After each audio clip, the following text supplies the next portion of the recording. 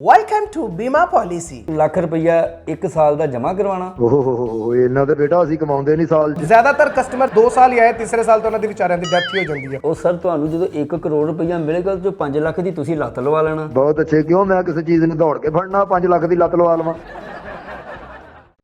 Urdu point की videos देखने के लिए हमारा चैनल सब्सक्राइब कीजिए और बेल के आइकन पर क्लिक कीजिए ताकि आप हमारी तमाम आने वाली वीडियो से बाखबर रह सकें।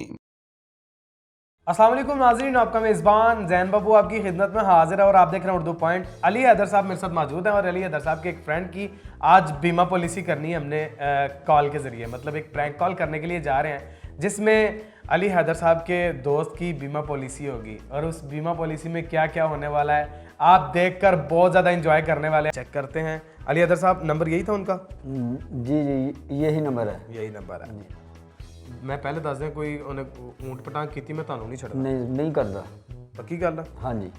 ਗਾਲ ਗੂਲ ਨਾ ਕੱਢੇ ਬਸ। ਨਹੀਂ ਜਨਾਬ, ਉਹ ਇੰਜ ਦਾ ਨਹੀਂ ਹੈਗਾ। ਤੁਸੀਂ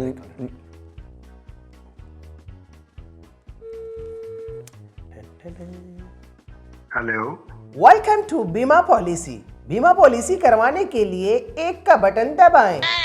जी एक का बटन दबाएं जी। ये ले जी, एक का बटन दबा लिया जी। बीमा पॉलिसी कंफर्म करने के लिए 2 का बटन दबाएं। जी 2 का बटन दबाएं, ये दबा दिया जी। बीमा पॉलिसी को रिपीट करने के लिए 3 का बटन दबाएं। हाँ जी, 3 का बटन दबाएं, 3 का बटन दबा दिया जी। इतने बटन दबा रहे डेक। बीमा पॉलिसी रिपीट करवाने का बहुत बहुत शुक्रिया। अगर आप चाहते हैं कि आपकी बीमा पॉलिसी स्टार्ट की जाए तो 4 का बटन दबाइए। जी 4, हेलो जी 4 का बटन भी नप लिया जी। बीमा पॉलिसी स्टार्ट करने का बहुत बहुत शुक्रिया। 20,000 की बीमा पॉलिसी करवाने के लिए 5 का बटन दबाइए।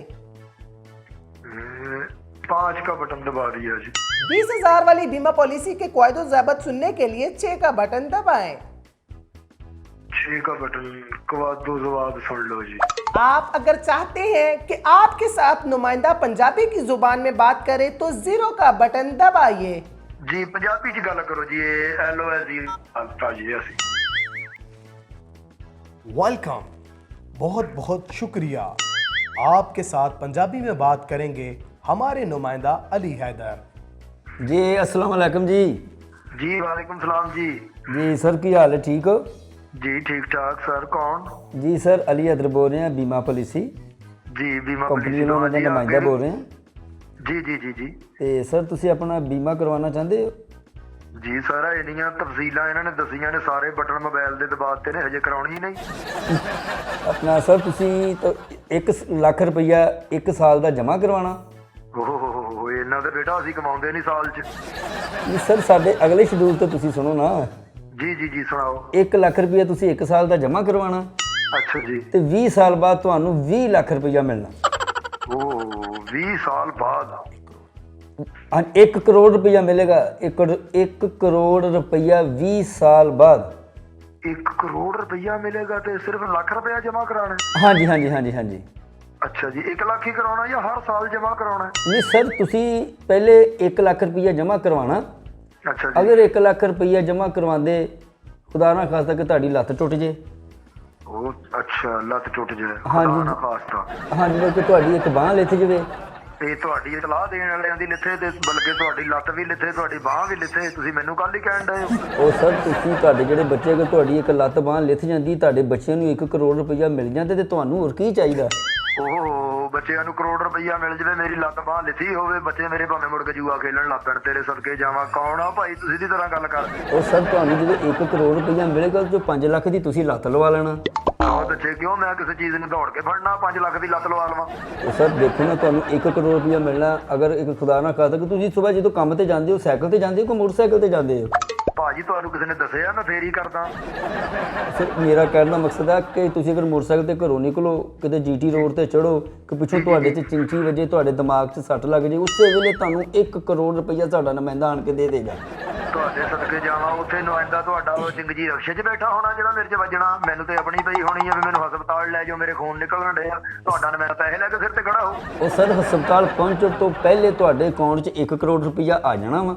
ਉਹ ਅਗਰ ਤੇਰੀ ਜੇ ਲਾਸ਼ ਤੁਸੀਂ ਹੋਵੇ, ਮਰ ਤੂੰ ਹਸਪਤਾਲ ਜਾ, ਤੇਰੇ ਬੱਚੇ ਜਾਣ, ਮੈਂ ਕੋ ਜਾਵਾਂ, ਮੇਰੇ ਨਿੱਕੇ ਨਿੱਕੇ ਨਿਆਣੇ ਨੇ, ਤੇਰੀ ਲਾਸ਼ ਹੋਵੇ, ਕੈਸਾ ਕੂੜਾ ਤੂੰ, ਹੋਰ ਕਿਸੇ ਨੂੰ ਫੋਨ ਕਰ ਮਰੇ ਤੂੰ, ਤੇਰੀ ਲੱਤ ਟੁੱਟੇ, ਤੇਰੀ ਬਾਂਹ ਟੁੱਟੇ, ਬਲਕਿ ਤੇਰੀ ਜ਼ਬਾਨ ਟੁੱਟੇ, ਜਿਹਦੇ ਨਾਲ ਪੁੱਠੇ ਮਸ਼ਵਰੇ ਦਿੰਨਾ है। मजीद तफसीलात के लिए 0 दबाएं। ਅੱਛਾ ਜ਼ੀਰੋ ਦਬਾਤਾ ਜੀ, ਇਹ ਜ਼ੀਰੋ ਦਬਾਇਆ ਤੇ ਉਂਗਲੀ ਥੋੜੀ ਜਿਹੀ ਅੱਗੇ ਨੂੰ ਚਲੇ ਗਈ ਆ ਜ਼ੀਰੋ ਨਾਲ, ਮੋਰੀ ਨਾ ਹੋ ਜਾਵੇ, ਇੰਨੀ ਵਾਰੀ ਜ਼ੀਰੋ ਦਬਾਤਾ। हाँ सर, अगर ਉਂਗਲ ਟੁੱਟਣ ਦਾ 50 ਲੱਖ ਰੁਪਈਆ ਲੈਦਾ ਦਿੰਦੇ ਆ। ਓਹੋ ਤੁਸੀਂ ਲੱਤਾਂ ਬਾਹਾਂ ਉਂਗਲਾਂ ਤੋੜਨ ਲਏ ਆ, ਤੁਸੀਂ ਕਿਤੇ ਹੱਡੀ ਜੋੜਨ ਵਾਲੇ ਦੇ ਮੁੰਡੇ ਤੇ ਨਹੀਂ। ਸਰ ਤੁਸੀਂ ਇਹ ਦੇਖੋ ਨਾ, ਤੁਸੀਂ ਕਿਹਾ ਕਿ ਮੇਰੀ ਉਂਗਲ ਦਬਾਈ, ਮੇਰੀ ਉਂਗਲ ਟੁੱਟ ਗਈ, 1 ਕਰੋੜ ਲੈਦਾ, 50 ਲੱਖ ਲੈਦਾ, ਤੁਹਾਡੇ ਕੋਲ 1.5 ਕਰੋੜ ਰੁਪਈਆ ਹੋ ਗਿਆ। ਹੁਣ ਜਿੰਨੀ ਜਲਦੀ ਹੋ ਸਕਦਾ ਜਾਂ ਐਕਸੀਡੈਂਟ ਕਰਵਾ ਲਓ, ਕਰੋੜ ਲੈ ਲਓ, ਨਹੀਂ ਤੇ ਉਂਗਲ ਤੜਵਾ ਕੇ 50 ਲੱਖ ਲੈ ਲਓ। ਬਹੁਤ ਅੱਛੇ, ਤੇਰੇ ਸਦਕੇ ਜਾਵਾਂ ਪੁੱਤ, ਮੈਨੂੰ ਤੁਹਾਡੇ ਕੋਲ ਕੱਖ ਨਹੀਂ ਚਾਹੀਦਾ। ਮੰਗਲ ਵਾਲੇ ਦਿਨ ਤੁਸੀਂ ਆਉਣਾ, ਮੇਰੇ ਕੋਲ ਸਦਕਾ ਲੈ ਜਾਣਾ, ਅੱਲਾ ਮੈਨੂੰ ਆਪਣੀ ਪਨਾਹ 'ਚ ਰੱਖੇ। मजीद तफसीलात के लिए 0 दबाएं। ਓਏ ਇੰਨੀ ਵਾਰੀ ਜ਼ੀਰੋ ਕਦ ਲਈ ਦਬਾਈ ਜਾਂਦੇ, ਤੁਸੀਂ ਕੋਲ ਆਵਾਜ਼ਾਂ ਰੱਖੇ ਐ, ਜ਼ੀਰੋ ਦਬਾਏ, ਜ਼ੀਰੋ ਦਬਾਏ। सर ਤੁਸੀਂ ਜਿੰਨੇ ਵਾਰੀ 0 ਦਬਾਣਾ।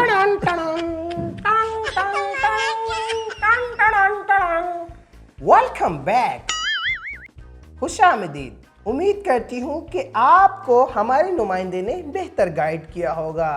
ਬਹੁਤ ਬਿਹਤਰ ਗਾਈਡ ਕੀਤਾ ਜੀ ਉਹਨੇ ਤੇ, ਮਾਸ਼ਾਅੱਲਾ ਮੈਨੂੰ ਅੱਧਾ ਰਹਿਣ ਦਿੱਤਾ। ਇੱਕ ਪਾਸੇ ਮੇਰੀ ਲੱਤ ਵੀ ਲਾਤੀ, ਇੱਕ ਪਾਸੇ ਮੇਰੀ ਬਾਂਹ ਵੀ ਲਾਤੀ, ਦੂਜੀ ਬਾਂਹ ਲਾ ਦਿੰਦਾ ਤੇ ਇਹਨੇ ਤੇ ਮੇਰਾ ਸਵੈਟਰ ਜਿਹਾ ਬਣਾ ਦੇਣਾ ਸੀ। आपकी तमाम टांगे, बाजू और नाक की हड्डी टूटने पर आपको 5 करोड़ रुपया दिया जाएगा। ਉਹ ਤੁਹਾਡੇ ਤੇ ਲਾਨਤ ਹੋ, ਤੁਹਾਡੇ ਤੇ ਕਰੋੜ ਵਾਰੀ ਲਾਨਤ ਹੋ। ਕਿਹੜੇ ਆ ਤੁਸੀਂ? ਤੁਹਾਡੀ ਨੱਕ ਦੀ ਹੱਡੀ ਤੁਹਾਡੀ ਟੁੱਟੇ, ਤੁਹਾਡਾ ਬਲਕਿ ਸਿਰ ਦੀ ਹੱਡੀ ਟੁੱਟੇ, ਦਿਮਾਗ ਤੁਹਾਡਾ ਫੇਲ ਹੋਵੇ, ਕੌਣ ਹੋ ਤੁਸੀਂ? ਤੁਹਾਡਾ ਬੀੜ ਟੁੱਟੇ, ਤੁਸੀਂ ਖਾਣ ਪੀਣ ਤੋਂ ਆਵਾਜ਼ਾਰ ਹੋ ਜਾਓ। उर्दू में मालूमात के लिए 1 का बटन दबाएं। ਸਾਨੂੰ ਉਰਦੂ ਨਹੀਂ, ਸਾਨੂੰ ਪੰਜਾਬੀ 'ਚ ਗੱਲ ਕਰੋ। ਉਹੀ ਬੰਦਾ ਸੱਦੋ ਜਿਹੜਾ ਉਰਦੂ ਵਾਲਾ, ਆ ਪੰਜਾਬੀ ਵਾਲਾ।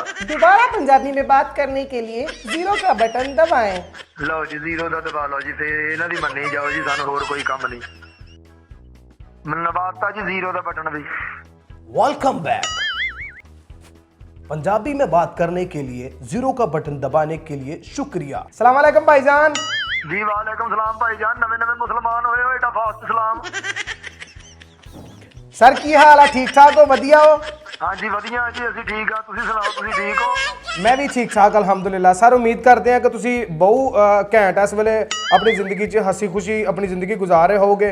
ਸਰ ਅਸੀਂ ਤੁਹਾਨੂੰ ਬੀਮਾ ਪਾਲਿਸੀ ਦੀਆਂ ਕੁਝ ਪਾਲਿਸੀਆਂ ਦੱਸਣਾ ਚਾਹ ਰਹੇ ਸੀ, ਕੁਝ ਸ਼ਰਾਇਤੋ ਜ਼ਾਬਤ ਦੱਸਣਾ ਚਾਹ ਰਹੇ ਸੀ, ਉਹਨਾਂ ਬਾਰੇ ਮੈਂ ਤੁਹਾਨੂੰ ਦੱਸਣ ਲਈ ਜਿਹੜਾ ਤੁਹਾਡੇ ਨਾਲ ਗੱਲ ਕਰ ਰਿਹਾ।